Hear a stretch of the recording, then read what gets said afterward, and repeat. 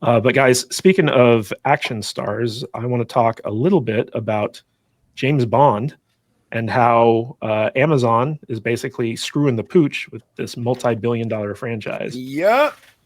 Yeah, so it came out recently that Barbara Broccoli, who is kind of like the gatekeeper of the James Bond IP, has been having a lot of issues with Amazon to the point where she's called them fucking idiots, essentially.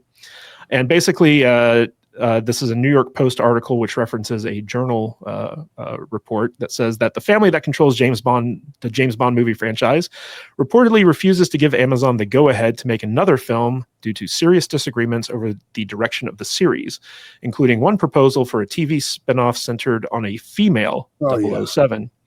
Her dissatisfaction with Amazon has reached the point where she is willing to hold the film hostage and delay the release of the new Bond sequel. These people are fucking idiots, Broccoli reportedly told friends when describing executives at Amazon. And apparently, she's butting heads specifically with Jennifer Salke, who I guess, she's the famous head of Amazon Production, who's basically a star fucker. Like, she just cares about, mingling with Hollywood celebrities, and she doesn't care about spending tons of money on stupid stuff.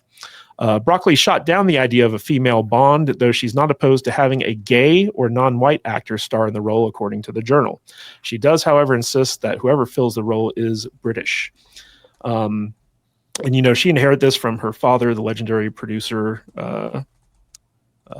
What's blanking on his name, even though he's legendary.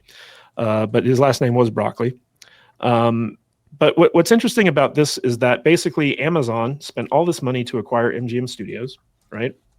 And basically they have all these IPs that, like Stargate, James Bond, RoboCop, Rambo, all this other stuff. And they've done absolutely nothing with them since they acquired them. Nothing. And Brian, you know in particular that Stargate is just kind of like in limbo right now for no good reason. Yeah. You want to fill us in on how Amazon's handling that? Yeah, Stargate and RoboCop are being handled by the same team. And we actually got to talk to that team a couple times. And the writers' strikes definitely delayed them. So they were arguing back and forth, the studio versus the different writers. Like, they wanted to get the guys who wrote The Expanse, Penguin and Parka. They wanted to get the original Stargate writer, Brad Wright. Brad Wright submitted a script. They didn't even respond to him. They just denied it, which makes me think that they were only asking because, the respect of him being the original writer, but they wanted to go a different direction. So then they hit up the guys from The Expanse, the Penguin and Parker guys. I always forget their names. And they wanted to give them a certain amount of money. Like, it was I think it was $1 million an episode. They wanted to relegate Stargate to MGM Plus. The guys basically said that's not going to work. It's an ensemble sci-fi show. It's impossible to do it. It's funny because at the time they were trying to, skimp on a budget for a legacy IP like Stargate. They were spending like $1 billion on Lord of the Rings. So it just doesn't make a whole lot of sense. So the team that was doing RoboCop and Stargate were trying to make it work, and they were going back and forth between the budget team, the studio market, and the Penguin and Parker guys. And then the writer's strike happened, and that sort of shut everything down. They had a whole teaser plan and everything. They were going to announce it. They were just waiting for a deal to be made. And then once the writer's strike happened, everything just stalled out. Same for RoboCop. Well, a big issue seems to be the culture clash between Barbara Broccoli and Jennifer Salke, where Jennifer Salke referred to James Bond as content. Like we're going to make content. And that really insulted Barbara Broccoli, who's kind of like a more traditional filmmaker. She comes from like the good old days. And Amazon seems to be dead set on wanting to gender swap James Bond. And Barbara Broccoli, to her credit, she's like, no, you got to keep James Bond as a dude. Even though she's not opposed to making him gay or black or Asian or like whatever. But I want to throw this to Gabe. Gabe, what's your take on Amazon's the way that they're handling this IP. Like this has been the longest we've ever gone without a James Bond movie in the works or being released. There's no new James Bond kind of like set to go, and basically Barbara Broccoli is essentially resigned herself to holding this IP hostage up until Amazon meets her demands, but Amazon doesn't seem interested in it. So, what's your take on this? I think it's good for the broccoli lady to hold out like this. I don't think we need, as Brian said, she got upset about the comment where they called it, quote, content. I know that art is a business. I put business at the forefront of what I do, but it also is self-expression art in a deep way. And you need to say something meaningful, something inspiring, and something entertaining to people. And I think if you just put stuff out that's colored by numbers to just get it done, you're selling yourself and the audience short. And then further, the ideologues that are in Hollywood, that are at Amazon Studios and all of these left-wing, like social justice, DEI weirdos, their time has ended now with the Trump landslide and all that. We all feel it. No one is afraid to speak out against woke. Many people were for years. I wasn't. Nope. But it's nice that there's a cascade, a preference cascade happening currently, where people are just telling this stuff to F off. So she should tell them to F off. And if we don't get a Bond movie for 20 years, that's fine. Because you'd rather have a good one than just, put them out, or it's compromised, or it's a black wheelchair-ridden illegal immigrant, communist James Bond. It's like, that's not writing, like just to fill the boxes. And I'm not going to go over it. We've been over that argument a million times. I think art is important and it needs to be respected. So do it right or don't do it. Agreed. Can I add something? Amazon Studios, they need to get a different showrunner, creator, whoever the lead is in that project. Like, it's not Amazon Studios most of the time. It's who they hire that sort of decides the culture of a TV show or movie.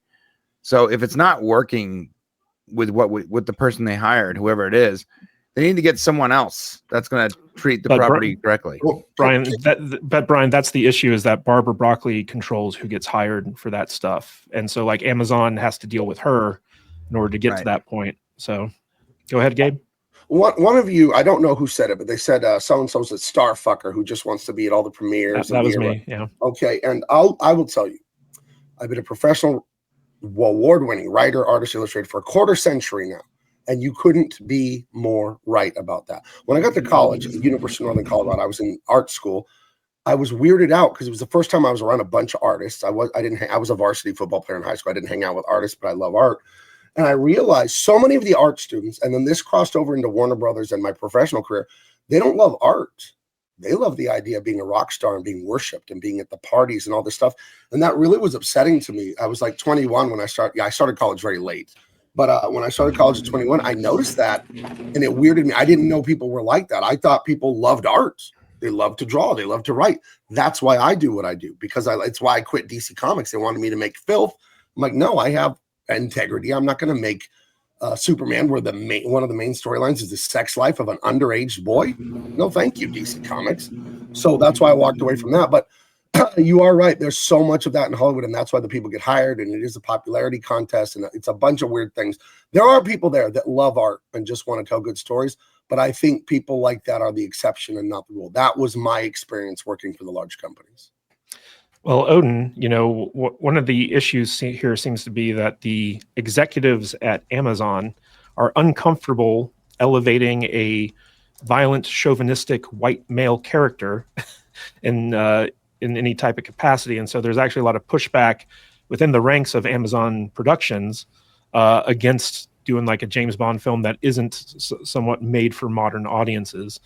And, Barbara Broccoli, she's proven that she's like not exactly like a conservative, like she's willing to make certain adjustments, but she seems to be very set that that James Bond needs to be a man, he needs to be British. And the only thing that Amazon's been able to produce with the 007 IP was a reality show starring Brian Cox that nobody watched. And so, she wants to keep the value of the IP in the movies, in the movie sphere. She wants theatrical releases. She doesn't want it to go right to the theater or right to Amazon Prime and all this other stuff. And so at this point, she says that everyone at Amazon are fucking idiots, and she's not going to work with them until they come over to her side of things. So what's your take on this? Sounds like they're all idiotic in many ways, right? Because, it sounds like two sides not willing to work together. but it's also two sides that there's no one side that anyone has to cheer for in this case, right? Because on Amazon's side, you have the typical Amazon creators that have made a lot of really bad decisions and that no one trusts. And on the other side, you have obviously the name, right, that's been associated with this IP for almost, I think, since the very beginning, and yet you have also these statements being made by the current head about how, oh yeah, we'd be willing to do all of these things that are the very antithesis of what James Bond has always been known to be.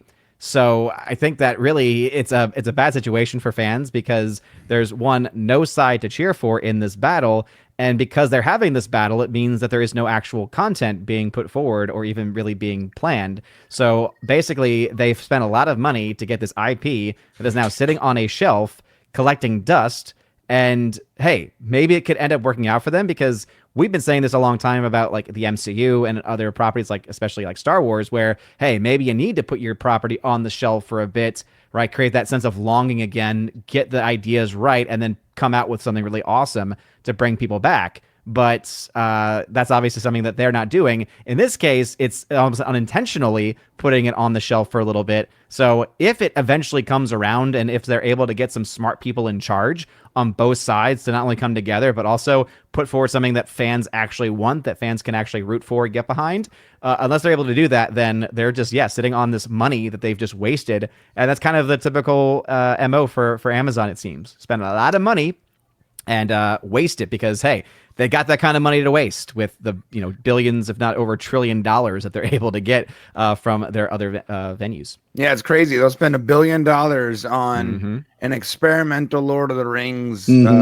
side, story, but they won't. But they complain about a couple $1 million going to the Stargate franchise. It's sort of nuts. Like those creators for Stargate weren't even asking for much more.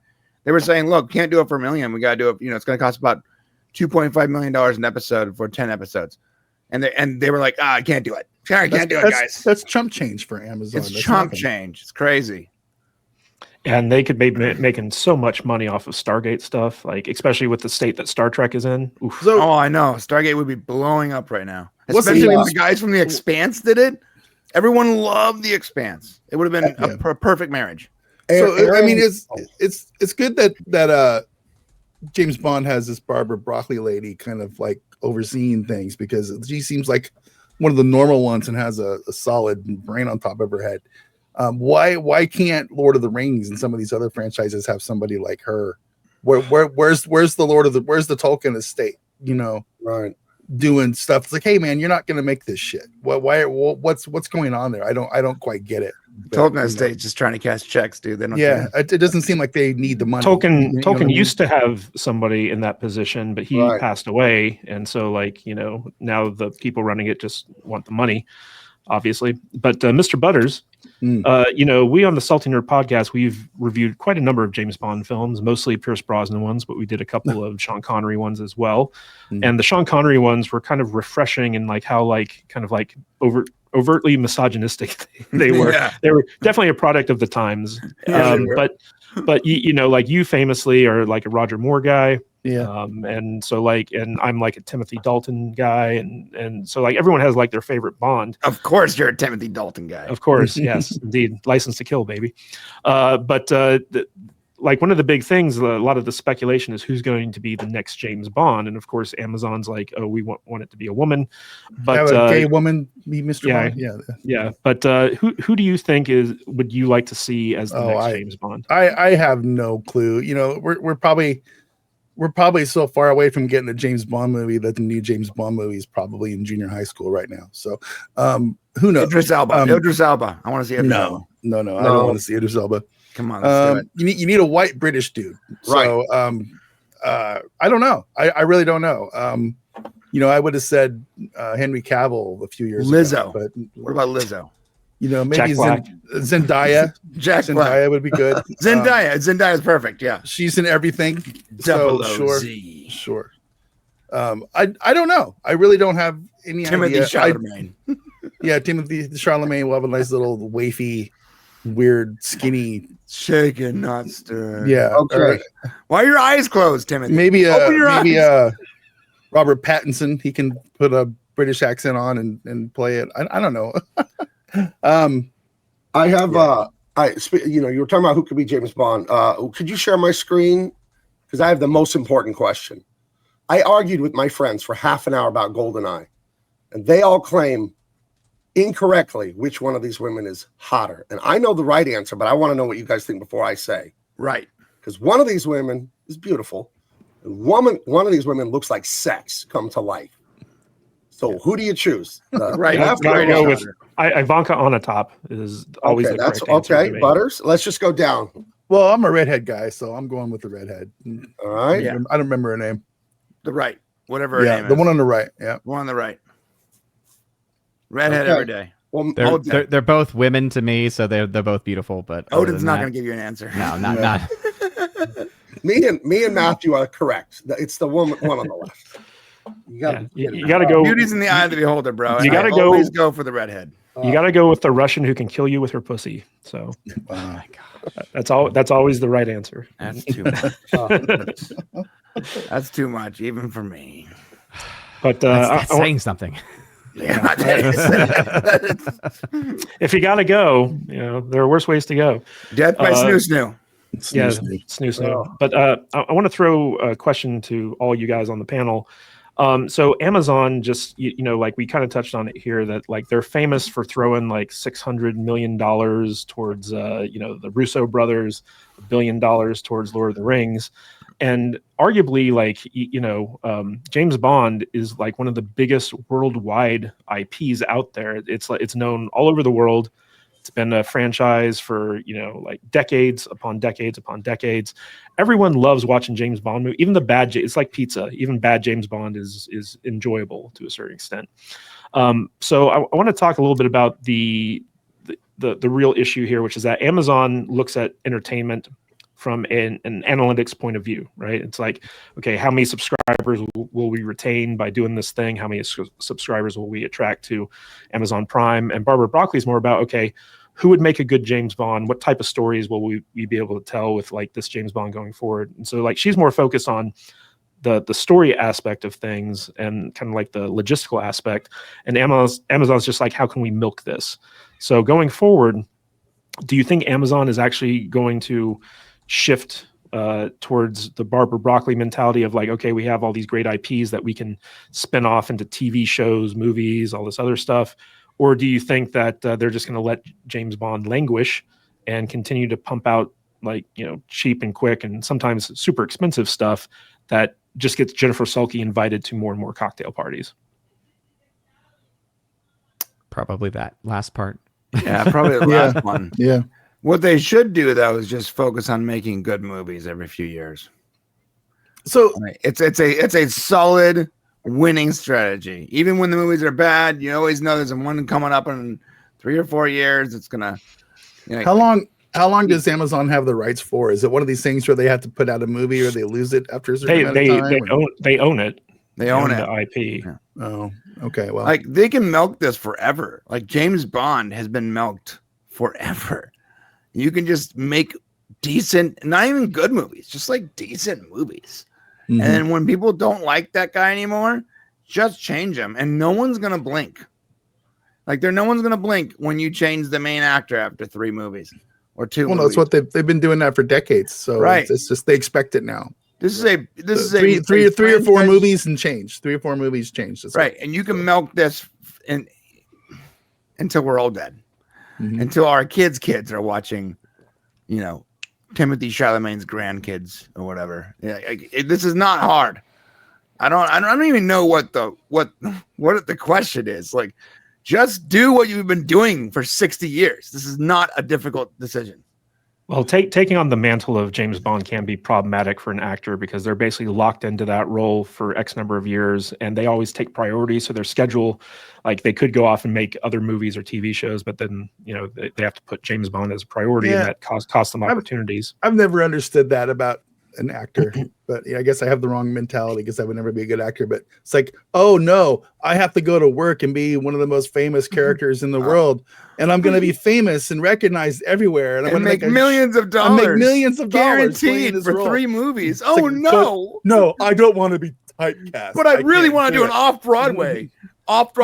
Spider-Man After Dark. Mhm. What am I going to do about that? It's like, fuck you. You're an idiot. I guess I would go to work. I mean, because I'm definitely of the mindset where it's like I think that the money that they get is definitely enough for them to be able to at least set up for themselves things that can protect them from from that eye is that's now on you. Because we do have to keep in mind, right? If we think it's crazy when people get like swapped swatted or things like that when they are just like kind of regular ordinary personalities to not even that level. Imagine now being on that level and just the kind of craziness that you actually will have. Again, you'll probably have enough money to be able to have security, but then also think about how we like to live our regular everyday lives, and it's like that's gone. At that point. Again, I'm not trying to say I have sympathy for these rich Hollywood celebrities, but I do think that there's definitely a line where we have to also see that there are some problems that come out with it too. I would say, go ahead, Gabe. Well, I would say as a creative, as someone that does this for a living, writing and drawing and all that, to be creatively fulfilled, most of us, we want to do different things all the time. So yes, it sounds silly, like, oh, what do you complain about? You got like 10 James Bond movies. It would be, as weird as this sounds, it would be like a gilded cage. It really would. I know I wouldn't want to be locked into writing and drawing the same thing over and over. I've written a bunch of graphic novels in the last year and a half. I'm coming up on like my 4th 120-page graphic novel, and they're all different genres. I got sci-fi, I got military thriller, I've got adventure like Indiana Jones, I've got superhero. I wouldn't want to keep writing sci-fi over and over and over and over and not write anything else. So I think just forget the money for a minute and just remember, as rich as you could be, I've been poor and I have money. And the everyday irritations and problems of life, they're still there no matter how much money you have. So you want to, and especially as a creative, you want to be fulfilled. And I do think doing the same thing over and over, it's nice. You should be grateful. The money's amazing. But you want to stretch as an artist. You really do. You want to do and say all kinds of things, So that's why we do it, to express ourselves. So do that though, and just keep making those sweet James Bond movies. And in between the James Bond movies, do your guest star on the Sex and the City reboot or some off-Broadway Spider-Man production, whatever you want to do. Like, it's not like you can only do that. Like, Sure. there's plenty of actors that are franchise actors that also do other stuff. Right. The thing that has me scratching my head is if I was an executive at Amazon, I'd be like, okay, if we want a female 007, if we want a person of color or a transgender or whatever the hell we want as a spy, why not just develop like a TV show like 008, 009? Like, why does it have to be James Bond? Why can't you kind of expand the universe? And nobody's watching that shit, bro. No, Nobody. But they would. I have had the same question. Like, why is it always the 007 character when there are other 00 insert number here? Like, it's not guaranteed that they would watch it. I mean, look what they did with Ocean's 8. Double O gay. That's right. Double O gay. I mean, Ocean's 8 is a little different. There is some built-in audience for this, right? So, like, if they're like, okay, this is the James Bond universe, but we're telling these side stories, I feel like James Bond fans would tune in for that. Because nobody's going to go watch. Make a new James Bond movie. Introduce 008 as his partner or his assistant or an off character. Make him likable and charming, and then boom. Now you have a 008 series that comes out right after that about some trans gay chick. Nobody is going to go watch trans gay chick lesbian agent person. If you sell them in a proper 007 movie, they will. Nobody. No, this is not. Look, regardless of their gender identity, if they're interesting, charming character, people will watch them. But I mean, let's just use the HBO model as an example, okay? So like you have the Penguin, right? Is a spinoff of like the Batman movie, and that's I think what Brian's talking about, where it's like, hey, like let's just say that it's a female spy as opposed to James Bond, right? You spin that off into a series that can go in a different direction than the movies. I think people would tune in for that. I know there was a lot of talk when Halle Berry was in the Pierce Brosnan James Bond about Yeah. spinning off a Jinx I remember that. movie franchise about a female CIA agent in the Yeah. James Bond universe. I remember that. I want a show about the teenage adventures of Miss Moneypenny in boarding school. That's what we're gonna get. Okay, Yeah. so Okay. Well, that was actually one of Amazon's pitches, was spinning Yeah. off a Moneypenny Stupid. series. I think I've seen that, and I think it's only in the adult section though. Yeah. Okay. Yeah. Again, nobody wants to watch some called gay Swedish character boarding in the school. James Bond universe. Look So up he's on dead the on Pirate arrival. Bay. I think this about the spin-off stuff. The spin-off stuff is a business first decision, which is fine. Art, it is a business. That's a reality a lot of artists won't admit. But if you're going to make a spin-off, you better do your work on the story to the degree of, why do I have to tell this story? Don't just tell it because you want to spin off and have more content and money. You better have a story you have to tell that is important, that is inspiring, that's entertaining, uplifting. Because a lot of this stuff, if you're just thinking expand, content, you're going to miss the whole point of art, which is to tell an important story, one that demands to be told. And I see a lot of the spin-off shit, it didn't need to be told. We didn't need to know. Next thing you know, we have a show set in the James Bond universe, but it's 500 years in the future, Right? And they're starting a new spy school with one of James Bond's associates. So no, thank you. Next thing you know, they'll go way back before the Lord of the Rings movies and change all the lore. Oh wait, never mind. Mm-hmm. Yeah. Well, I feel like James Bond would be the IP that, the business model for Citadel would have worked best with, right? Where they were trying to do this international spy TV show, but they already had James Bond to do that with. And that was personally, so weird. Personally, if they used the Spectre and they used all these different IPs or movies, TV shows to kind of explore like how evil and insidious Spectre is through the viewpoint of all these different spies, and they actually are building up to something, I think that would get a lot of people's interest. But 100%. That's just me. When I first heard about Citadel, I was like, why isn't this a James Bond thing? You're wasting an opportunity here. It's so weird. I just think spin-offs are just overdone. I just do. I'm tired of them making these big giant stupid universes. Just give us a James Bond movie. Don't make it woke. Get us a good character to play the role and move on. Let's go. Yeah. I don't care about it. Start with one extraneous nonsense. All I can think of also is my dad. My dad is just this giant James Bond fan, has been for almost entire life. For a good year or two, last few years, there was a good year or two where he literally had this giant stack of all of the James Bond movies, and then every week he and my mom would literally just watch all of the films, and they ended up watching several times in the course of a year. That's the kind of fan that he is. And he was one he did not like, other than the Casino Royale, he was not a big fan of the more modern Bond. But I can just know right now, there's no way that he would ever watch a series that features some other character. Mm-hmm. There's just no way he would do that. That would not have any interest in him, because he wants, he's the guy that has the shaken not stirred, right? He's the one that makes that for himself, and is always in that life, right? He loves just that aspect of the character. And so if you're going to just do something about someone other than him, no, I'm sorry. That older audience, which I still think is a very key part of that demographic that shows up for those movies, they're not going to transfer over to a show. Yeah, they're sorry. Matt, I just want to touch on that really quick. I feel like they've waited long enough now to where they're going to lose a generation of fans, and they're going to have to rebuild their fan base back up, because people in my generation, we just don't care anymore. I don't think about this stuff. I don't think young people like or care about Bond at all. I have kids in their early 20s, my children. They know who and what James Bond is, but I don't think they've ever seen one of them, and they couldn't care less.